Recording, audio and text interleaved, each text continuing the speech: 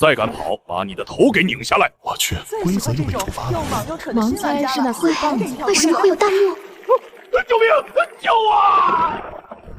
看到弹幕的那一刻，我才知道，原来我是规则怪谈副本里的一个 NPC。小云同学，在玩家们想尽办法通关时，我在为校草写告白信而绞尽脑汁，结果被弹幕告知，我的所有同学，包括我的暗恋对象，全都不是。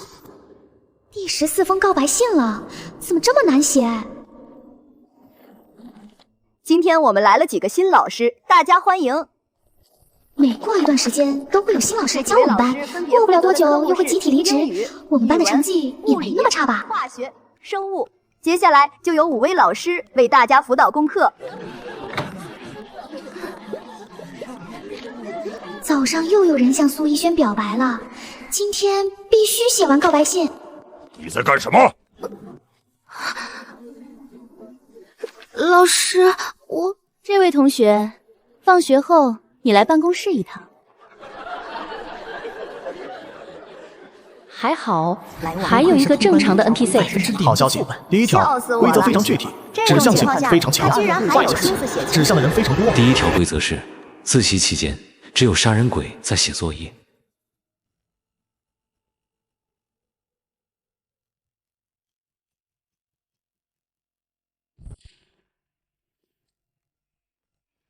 一天只公布1条规则，有人触发狂条件才会额外出现1条规则，明摆着就要用人命去堆嘛。小云是吧？你的情况物理老师也告诉我们了，高中生嘛，写封情书什么的太正常了。叫你来呢也没什么别的事情，就是想让你帮我们熟悉一下学校的情况。不了，老师，太晚了，还有人在等我，您找其他人吧。唧唧歪歪说什么呢？让你带路就带路，只是带个路而已，浪费不了多少时间。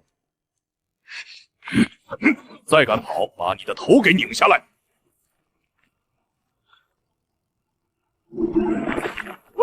救命！救我！小云同学，可以带我们参观一下学校吗？好的。这是我们学校的化学实验室。老师留到快12点，也太谁叫他的同学们马上是杀人鬼了？等他们放学，关下来了吧？好期待呀！小云，去把实验室的灯开一下。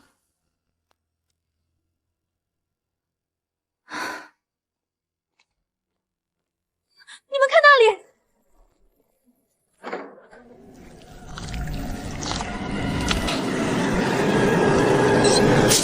快跑！求求你别杀我！我是学生，你们同学高2、3班梁宇。这么晚了，为什么还在学校里面晃悠？知道我在外面等你等了多久吗？妈妈，我出息了，我和苏逸轩拉上小手了。既然这么害怕，就不要在学校待这么晚了。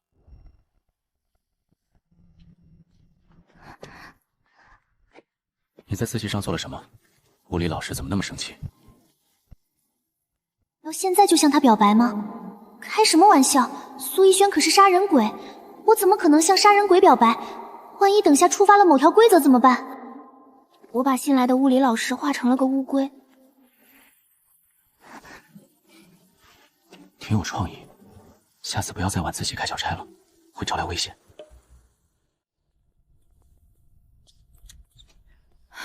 没事就好，没事就好。情况逸轩都跟我说了，明天我就去学校反映。那些新老师把你留到这么晚，简直不可理喻的。妈妈，要不你别去了吧？我的同学都不是人。不要不好意思，云云，受了委屈一定要说出来，不然他们会变本加厉。反正你不要去，我太困了，先回去睡觉了。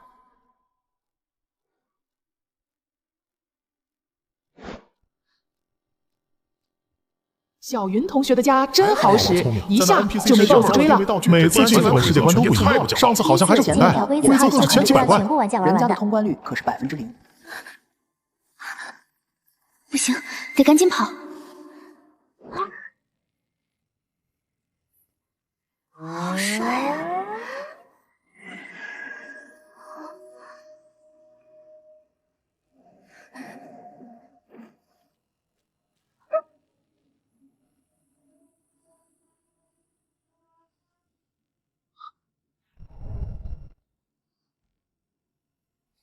晚安。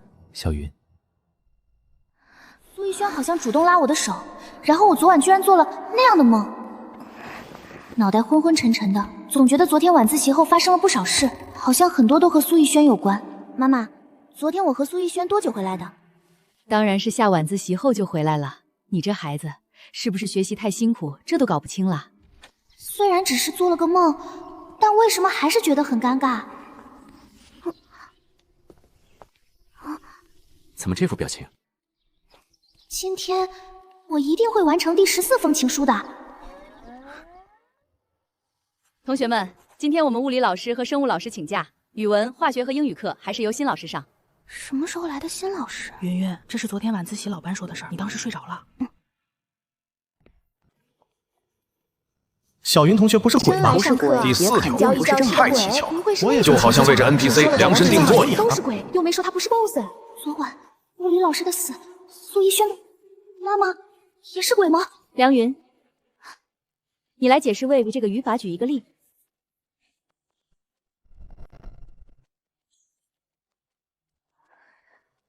下课来一趟办公室，梁云同学。作为班里唯一的来，以为他是 boss，居然没有鬼结果被现身说话了。家长投诉不会就是这因为鬼学校有家长 NPC 留久了？还是来学校呀？妈妈，会不会有危险？也许弹幕都是我臆想出来的，杀人鬼好像也没做什么对不起我的事。算了，不想了。好，我们继续看看下一个问题。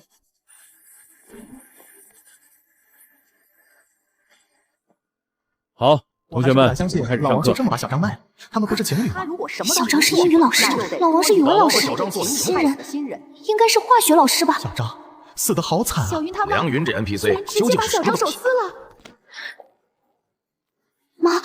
妈妈，睡醒了，下不为例，我们继续。同学们，好像第3条规则以后，我就没有看见其他规则了。妈妈不是人，同学不是人，那我呢？战力太低，被踢出鬼列了吗？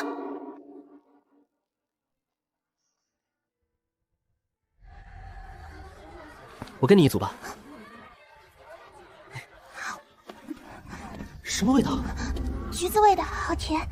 那等下鬼跑出来的时候，你把他们都想象成橘子糖变成的妖怪，就不会害怕。或许苏逸轩是橘子糖成精，一举一动都甜腻腻的。算了，如果我是储备粮的话，他们也不会留我这么久。同学们，这节化学课我们来做实验，2人1组，一起完成实验。可恶，苏逸轩不是杀人鬼，是艳色男鬼吧？先倒少量稀硫酸，再观察记录现象。哦，知道了。小云同学有情况。可惜他不知道他暗恋对象的真面目，不会表白了就被鬼吃了吧？不会表白了就被鬼吃了吧？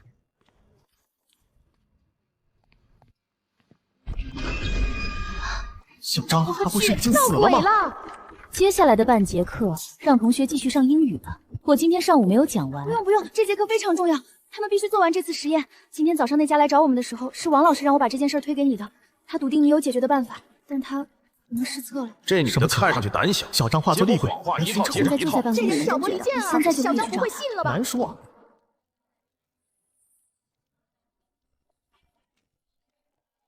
继续做实验吧，同学们。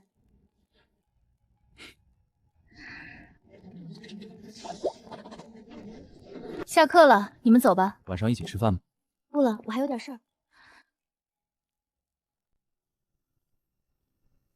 老王要翻车了吗？他为什么在这个副本之前，小张我怎么都想不到他会被小张杀死。这个副本好像会不停刷新，规则也会变得不一样。刷新。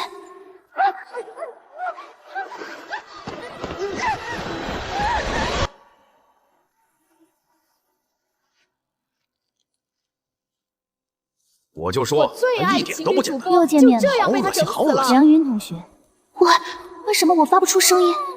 虽然你可能不记得了，但这次确实是我们第2次见面。第1次见你的时候，我还是新人，什么都不懂。还好我姐姐愿意带着我在副本里处处照顾我，不然我早就被他们给弄死了。哦，对了，你不知道他们是谁吧？他们就是你的语文老师和英语老师。上一次我进入这个副本的时候，他们也想在这个副本里一样，装作和蔼可亲的老玩家。实际上呢，这2个东西不是人，在他们眼里，新人就是最好的牺牲品。姐姐为了保护我，被他们给暗算了。你看啊，他们永远都不会变。明知道你是这个规则副本的中心，还让其他玩家靠近你，看着他们犯蠢，自己渔翁得利。所以，我偷了他留给女朋友的救命道具，让他女朋友变成鬼，让他们人鬼牵绊，最后还大发慈悲的让他们死在一块，成全了这一对苦命鸳鸯。是他的话语也不是很过分吧？这家伙在做人设。玩家中有一种说法，当副本 BOSS 足够强大时，便有改写规则的能力。这副本原规则出现2条后就被改写。BOSS 在想要我们死这一方面，可真是急不可耐。我猜那 BOSS 就是你的小男友吧？只要拿你做威胁，想必他也会在不造成人员伤亡的情况下，公布所有规则。好久不见呀，我的好妹妹。不是我把你推下去的，不是我把你推下去的。你的能力不是偷吗？为什么要偷回做这么前面？我们明明都能活下去。我就说一个新人怎么可能就算他现在的状态副本里出来？就算原来是偷了宝贵的道具，间接害死人，拿出利益回来报仇。这个技能上限很高啊！妹妹，告诉我，为什么要留我一个人在这里？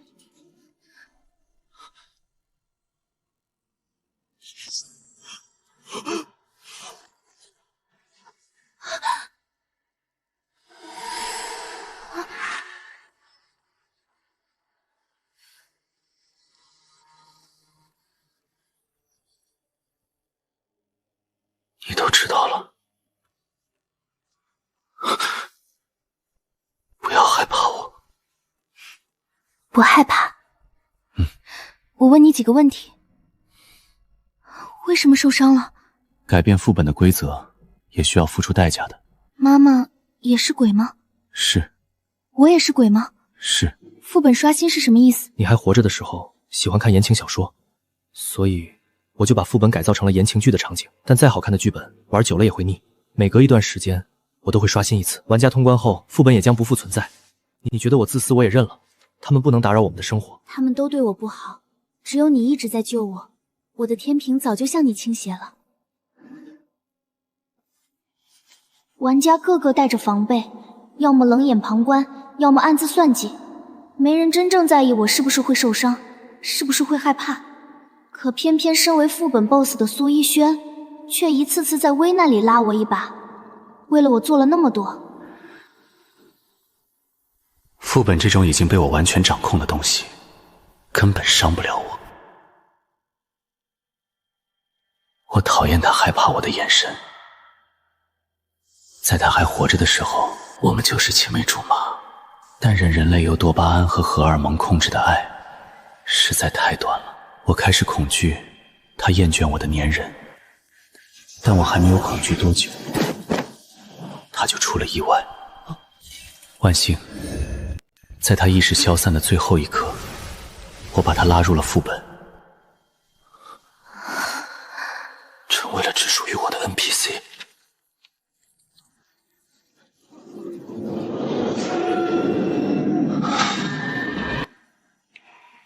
我把自己分成千千万份，用每一个不同的眼睛来注视他。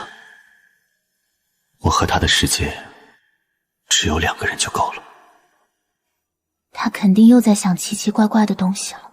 我没有告诉他，在副本结束的那一刻，我就恢复了所有的记忆。包括生前的，还有每次刷新副本的记忆。好可爱啊！多吃为了我去扮演妈妈、老师，上课要认真，甚至还有向我表白的同学。这个给你。我想拿这点来开他的玩笑，但他知道我恢复记忆，肯定又会多想，还是算了。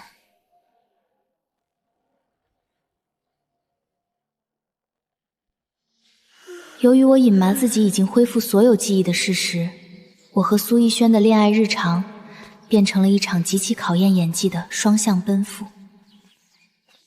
云月，醒啦，快来吃早饭。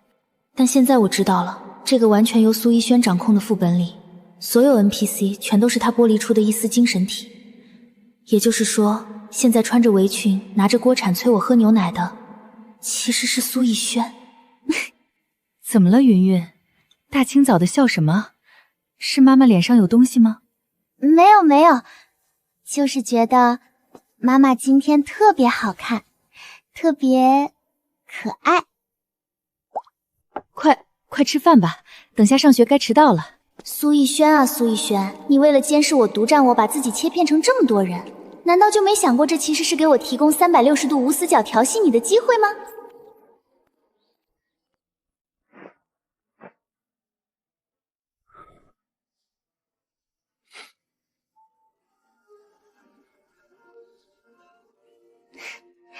走吧。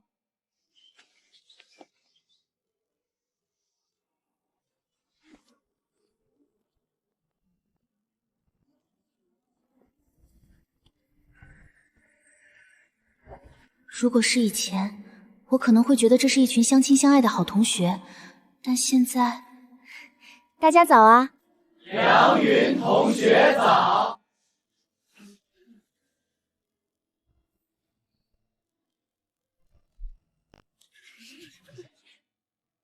一个人演一部群像剧，这 CPU 都快烧了吧？同学们，由于昨天几位新老师身体不适，集体辞职了，所以以后的课还是由我来上。你们看到薄热的目光，圆到一张开天。梁云同学，你一直看着我干什么？我脸上有字吗？没有，老师，我只是在想，老师您辛苦了，既要教书又要管纪律，平时还要操心那么多事，真是太全能了。不仅全能，还会分身呢。坐下吧，好好听课，别走神。全世界都是苏逸轩的设定，真是太好玩了。日子就这样过了1个星期，我发现苏逸轩最近的状态似乎不太对劲。自从那天他为了改写规则受伤后，这个副本的运转就偶尔会出现一些 bug。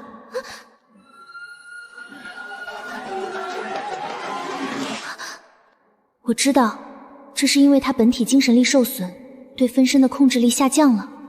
他保护我的本能正在渗透进每一个 NPC 里。这规则还能再明目张胆一点吗？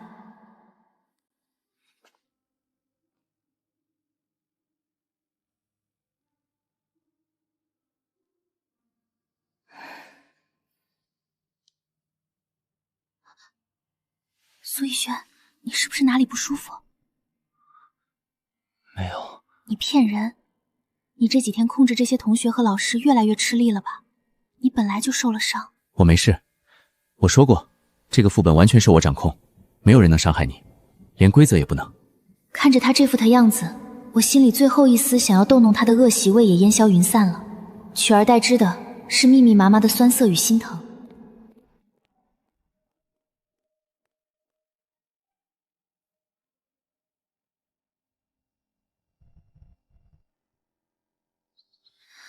宝贝，该起床了。妈妈，我肚子好痛，今天想请半天假。没事的，妈妈，我在家休息1天就好了。那好吧，你在家好好休息。苏逸轩，你出来！别装死！你是不是觉得只要你不现身本体，我就拿你没办法？信不信我现在就拿刀划伤自己，看你出不出来？我知道他就在这里，他无处不在。别伤害自己。我不伤害自己，但你必须如实回答我的问题。你之所以变得这么虚弱，不仅是因为改变规则，更是因为你一直在强行维持这个副本的庞大运转，强行维持着几十个 NPC 的独立人格，对吗？他为了不让我觉得这个世界虚假，为了让我体验最真实的正常生活，耗费了巨大的精力去模拟每一个人的性格。苏逸轩，你是个笨蛋吗？你明明已经一累累的快要魂飞魄散了，为什么还要死撑着？因为如果我不把这个世界布置得天衣无缝，如果你发现这个世界只有我们2个人，如果你发现你周围的一切都是假的，人类爱太短了，你会在害怕我的爱只是昙花一现，害怕一旦我发现真相，就会像逃离怪谈一样逃离它。打开看看。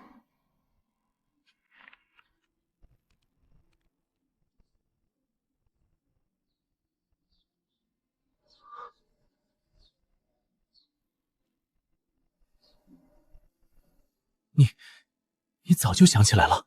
是啊，在副本结束的那一刻，我就什么都想起来了，包括我生前的记忆。看你每天精分演得那么辛苦，我实在是不忍心再看下去了。把那些分身都收回去吧，我只需要你。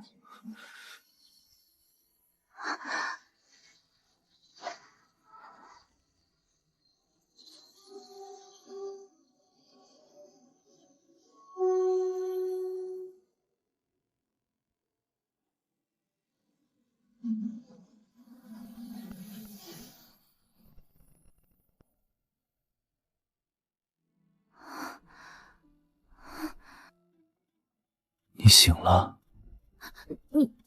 你什么时候在这儿的？一直都在看你睡觉。行吧，男鬼不需要睡觉。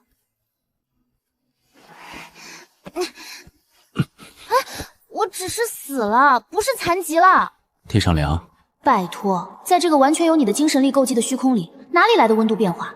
你就是单纯不想让我自己走路吧？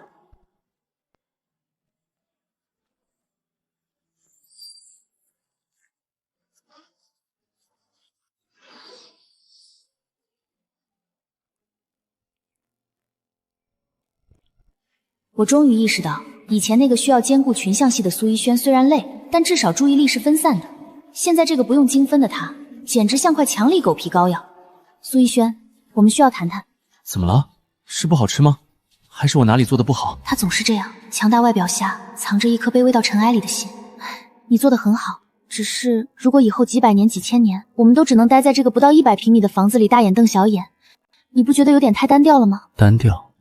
只要看着你，10000年我都不会觉得单调。可是我会无聊啊！我生前是个活泼开朗的高中生，现在虽然变成了鬼，但也需要娱乐活动，需要广阔的天地，需要走动。你想要什么？只要你说，我都可以造出来。我想要副本的管理权限。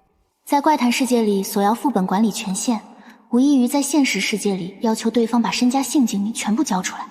好。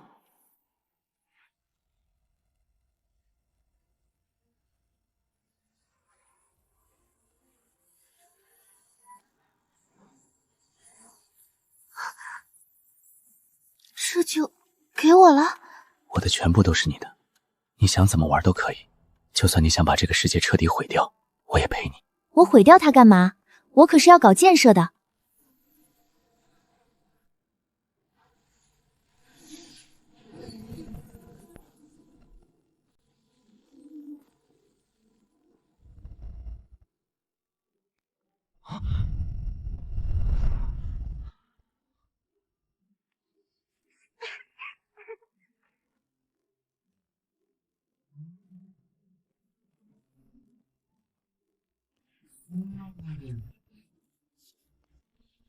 梁云同学，你这是想重新体验高考的乐趣吗？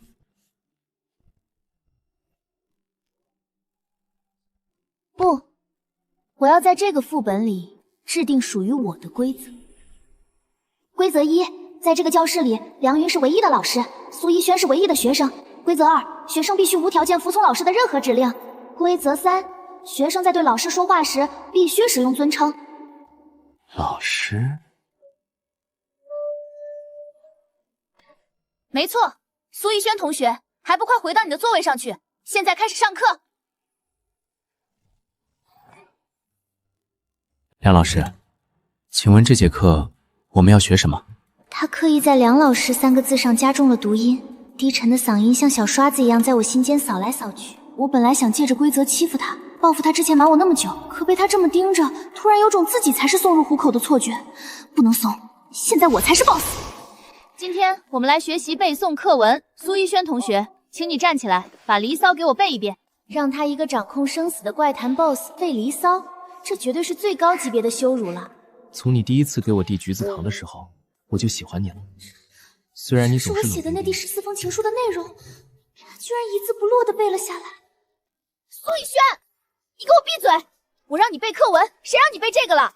可是梁老师，对于我来说，这就是世界上最重要的课文，我背的不对吗？你违反了课堂纪律，我要惩罚你。罚什么好呢？罚他去跑圈，罚他抄写，太便宜他了。罚你在外面罚站10分钟，没有我的允许，不准进来。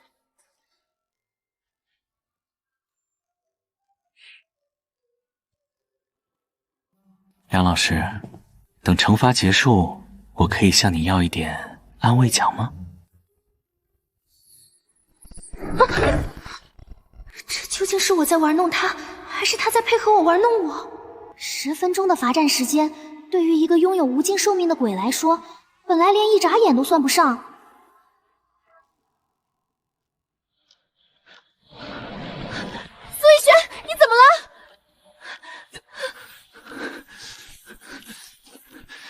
没事，系统噬。什么系统反噬？你刚才使用了规则的力量，但我之前强行修改副本规则受的伤还没好。一旦这个空间出现高强度的规则波动，我的核心就会受到冲击。而他为了满足我的恶趣味，根本没有告诉我。你是不是有病啊？你为什么不早说？你为什么还要把权限交给我？只要是你想要的，命都可以给。我不要你命，我要你好好的。没用的，规则一旦起效，需要极其庞大的能量才能抵消。那怎么办？需要什么能量？我要怎么救你？怪谈副本的能量来源于恐惧和情绪的剧烈变动，现在没有玩家了，只有我们。梁云，你需要给我补充能量。怎么补充？心跳，急速的心跳，极度的紧张，或者极度的兴奋。你刚才说受罚结束可以要安慰奖的，对吧，梁老师？该死，我好像又掉进这个千年老鬼的套路里了。苏逸轩，你是不是觉得我很好骗？梁老师，我真的很虚弱，不信你摸摸我的心口，是不是连心跳都没有了？废话，你一个鬼哪来的心跳？既然你需要心跳和情绪波动来补充能量，那我就给你好好补充一下。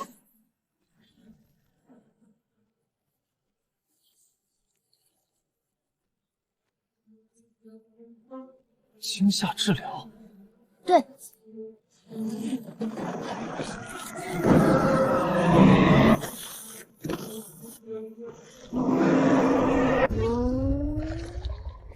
惊不惊喜？意不意外？怕不怕？心跳有没有加速？能量有没有爆棚？梁云，你是不是忘了我是什么身份？我不管，反正规则已经生效了，你要配合我的表演。好，我配合。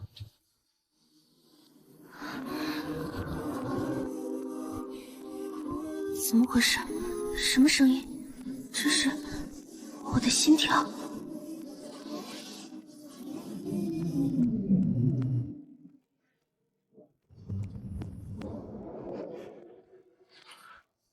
梁老师的惊吓治疗非常有效，我的能量已经完全充满了。卑鄙！事实证明，把规则权限交给我，是苏逸轩做过的最危险的决定。既然我的心跳就能给他补充能量，那我干脆彻底放飞自我。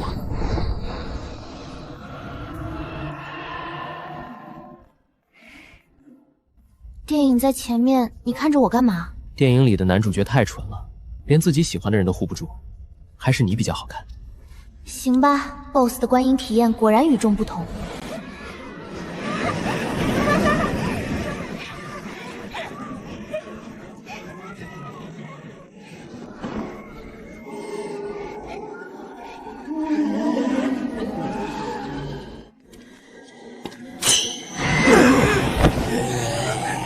体验极炸，玩累了。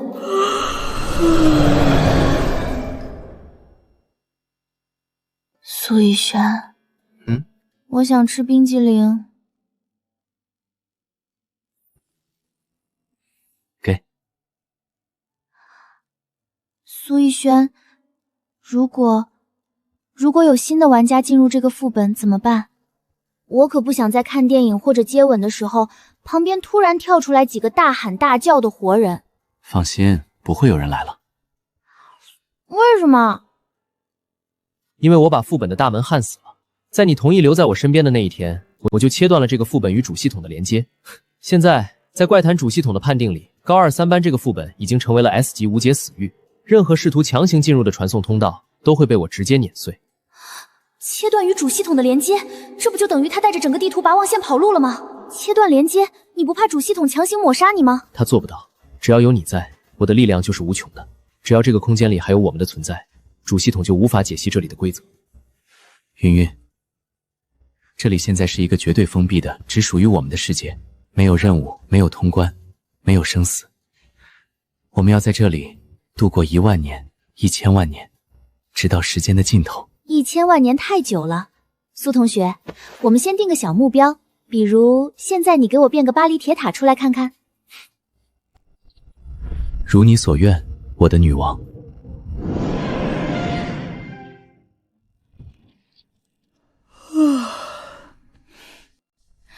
苏逸轩，你是不是打算在这个忘室里待到宇宙毁灭？有何不可？只要有你在，这方寸之地就是我的整个宇宙。别跟我来这套土味情话，我们现在依然待在副本的2局制里。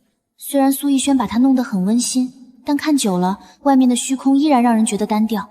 既然我们有无尽的寿命，既然这个空间由我们做主，我们为什么不把它弄得好玩一点？你有无穷的能量去创造幻象和实体，而我拥有规则权限，可以赋予这些东西逻辑。苏逸轩，我们来造一个世界吧。你想造什么？首先，这套房子太小了，我要一个带巨大花园的庄园，要有秋千，要有游泳池，最好还能有一片海。好。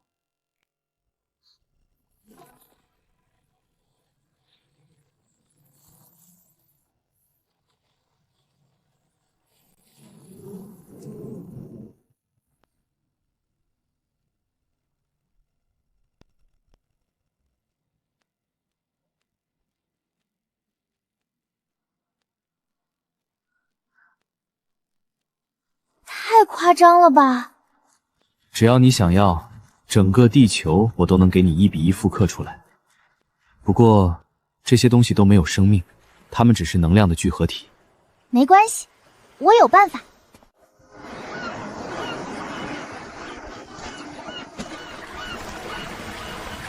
世界规则第1条：本领地内的所有植物、水流、自然景观将遵循地球的物理规律自动运转，无需苏逸轩持续消耗精神力维持。梁老师，你现在越来越像一个真正的造物主了。庄园建好后，在这个绝对封闭的2人世界里，我们开发出了一套极其独特的相处模式。每天负责叫醒我的不是闹钟，而是苏逸轩那极其可怕的料理实验。苏逸轩为了让我开心，竟然迷上了烹饪，可他对于食材的理解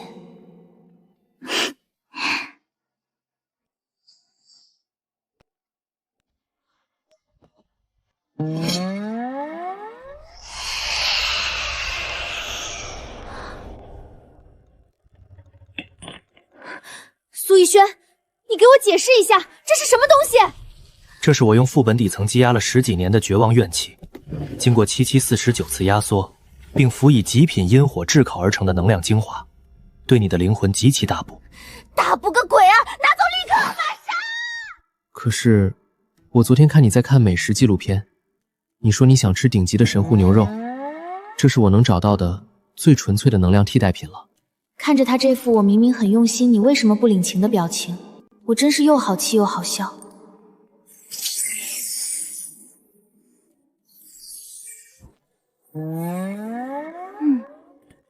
别说，如果抛开它原本的材质不谈，BOSS 的手艺竟然比米其林大厨还要好。慢点吃，如果你喜欢，我明天给你做满汉全席。算了吧，我怕你把整个空间的能量都炖了。除了吃，在这个无尽的空间里，最重要的事情就是玩。有时候我会在庄园巨大的图书馆里用规则设定一个捉迷藏游戏，规则非常简单，我藏他找，但游戏中他必须封印自己所有感知能力，像个普通人类一样去寻找。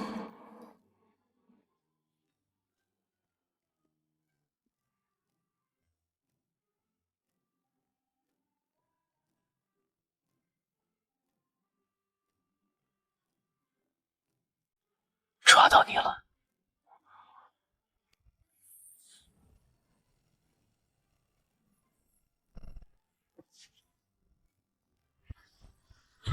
你怎么知道是我？我明明把所有的气息都屏蔽了。因为那排书全是17世纪的拉丁文神学著作，而你编的那本书上写着霸道校草爱上我。失策了。除了捉迷藏，我们还会玩更刺激的，比如他会为我1比1还原我喜欢的那部末日丧尸电影的场景。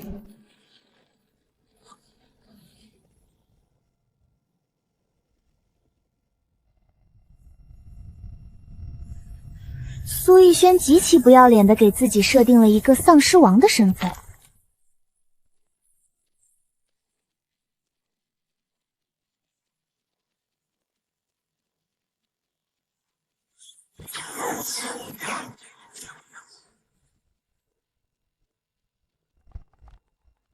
幸存者梁云，你被丧尸王俘虏了，现在的惩罚是跟我回巢穴繁衍后代。放屁！电影里丧尸王根本不长你这样，而且丧尸怎么繁衍后代？在这个世界里，我说了算。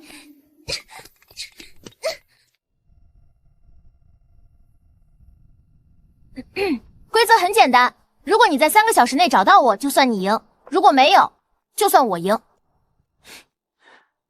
赌注呢？如果我赢了，你要给我做1整个月的草莓蛋糕，不许加任何奇奇怪怪的眼珠子或者手指头形状的巧克力。可以。那如果我赢了呢？你都已经是副本 BOSS 了，什么都有，还想要什么？如果我赢了，云云，我要你答应我一个要求，无论是什么。成交。但是为了公平起见，我要动用规则权限。附加规则1：苏逸轩绝对禁止使用任何非人类的异轩的移动速度，只能使用不同人类的视觉和非人类男性的极限。行，不过被我抓到的话，可不许耍赖。少废话，游戏开始！闭上眼睛，倒数100个数。5、4、3、2、1。最危险的地方就是最安全的地方。他来了。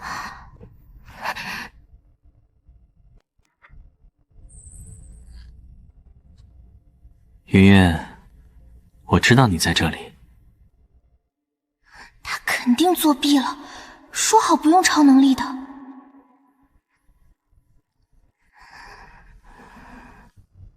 抓到你了。你作弊？你怎么可能这么快找到我？我没有作弊，我只是太了解你了。你从小就怕黑，所以不会躲在没有窗户的杂物间；你怕虫子，所以绝对不会去后操场的草丛。最重要的是，在这所学校里，只要是和你有关的记忆，我都刻在骨子里。你第一次偷偷看我打篮球，就是躲在这个广播室的窗户后面，对吧？你怎么知道？我一直都知道，所以我赢了。我的战利品呢？你想要什么要求？事先声明，太过分的事情我可不干。我的要求很简单，闭上眼睛。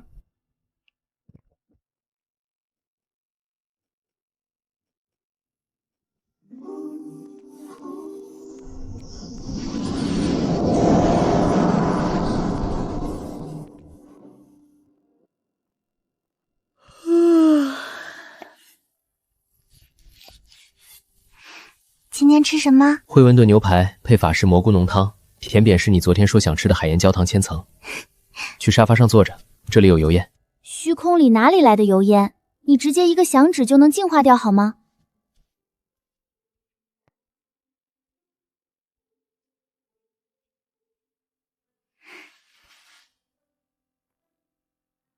苏逸轩，我们在这个空间里待了多久了？按照人类的计时方式，3年零5个月21天。竟然已经过去这么久了。没有外人打扰的世界里，时间流逝的毫无实感。那，你无聊吗？云云，你还记得我以前是怎么回答你的吗？在你恢复记忆之前，我在无数次副本的轮回里，那才叫无聊。现在的每一秒，我都觉得不够。如果可以，我想把每一天都拉长到10000年。油嘴滑舌，你是不是在偷偷看什么霸道 boss 爱上我之类的土味小说？我不需要看那种东西，因为我本身就是。怎么，现在的环境让你不满意了？想要什么，我给你捏。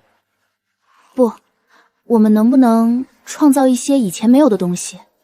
比如把其他的怪谈规则拆写了，重新组合着玩。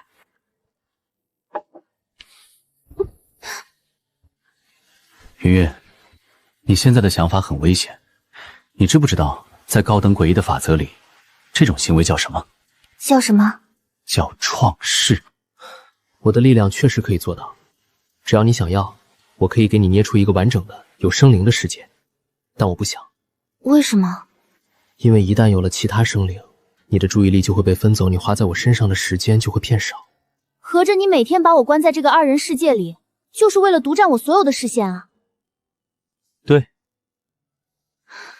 看着他那双因为只倒映着我一个人而显得格外专注的红眸，我的心软得一塌糊涂。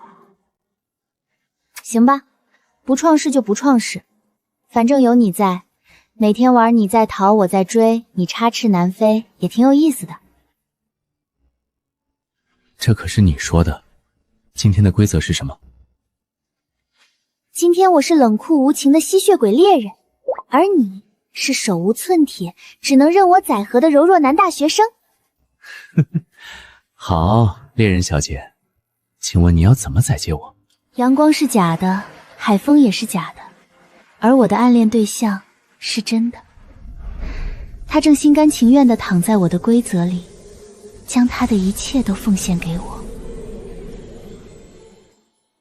在虚空里待久了，我发现苏逸轩有一个致命的弱点，他极度缺乏属于人类的娱乐精神。为了提升 BOSS 大人的生活情趣，我决定在今天重构一个私人影院。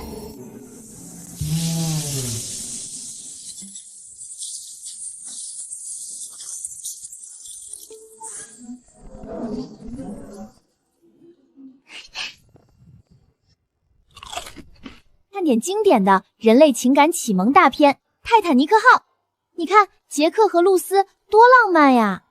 人类的情感还真是复杂。这是浪漫，浪漫你懂不懂？人家这是在表达爱意。毫无逻辑。如果是我，我不会让他去和另一个男人订婚，更不会让他在冰水里泡那么久。我会用我的精神力包裹整艘船，哪怕冰山撞碎了，他也不会掉一根头发。还有，如果我想看你，不需要用画笔那么麻烦。苏逸轩，你看电影就看电影，动什么手脚？是你教我的，云云。在观看此类影像时，需要进行适当的模仿和实践，这叫浪漫，对吧？去你的浪漫！我发誓，以后再也不带这个学习能力超强的老图子看任何带有恋爱元素的电影了。在这个没有时间概念的地方，彻底失去时间感。苏逸轩，给我一本纸张永远用不完、水火不侵、除了我谁也打不开的日记本。我决定开始写虚空同居日记。附加规则6：苏逸轩绝对不可以偷看梁云的日记本，否则将失去做饭的技能。对于他这种热用头为我的诡异厨神来说，失去做饭技能1天，绝对是比剥夺他 BOSS 权限还要可怕的惩罚。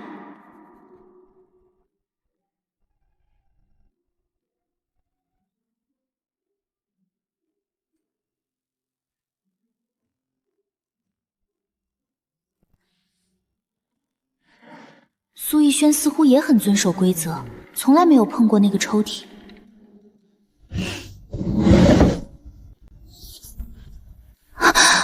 因为曼珠沙华代表永不分离，下次我试着用西红柿雕，颜色更红。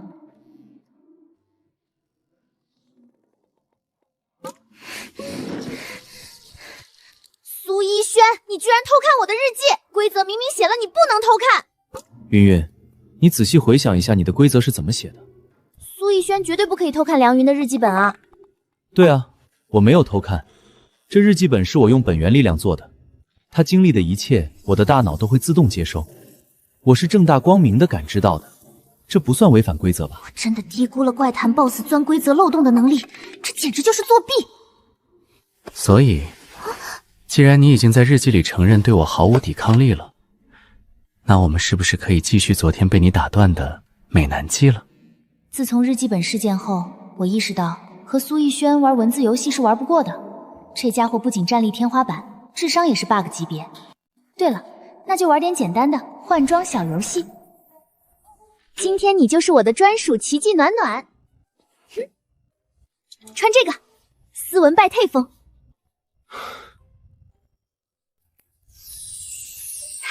太帅了！这如果在以前的副本里，绝对是那种微笑着把玩家切片的终极反派。好看吗？好看，再这个。云云，我也是有尊严的。带嘛，你答应过什么要求都听我的。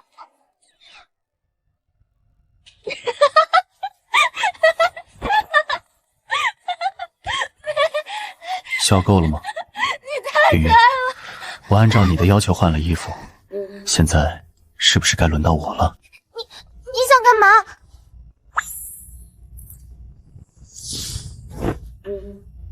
你昨天看的那本漫画里，女主角就是穿的这个，穿给我看，或者我帮你穿。不行，我拒绝。在这里，我说了算。下午，我深刻的体会到了一件事：永远不要去挑战一个诡异 BOSS 的底线，因为他们根本没有底线。经过上一次的换装教训，我老实了很长一段时间。既然我拥有规则制定权，为什么不利用这个权限报复一下以前他用数学题折磨我的仇呢？考什么？附加规则7。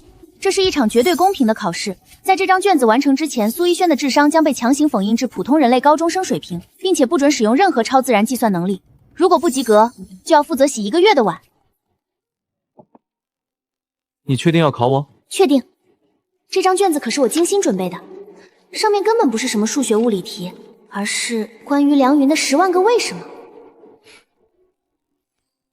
我原本以为他会被难住，毕竟这些问题有些连我自己都记不太清了。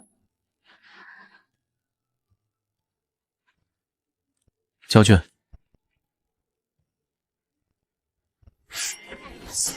正确。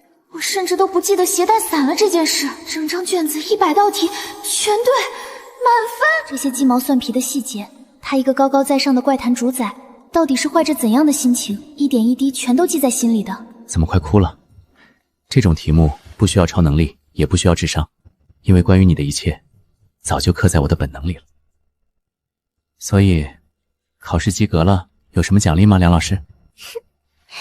奖励你不用洗碗了，以后碗都让我用规则变干净。这算什么奖励？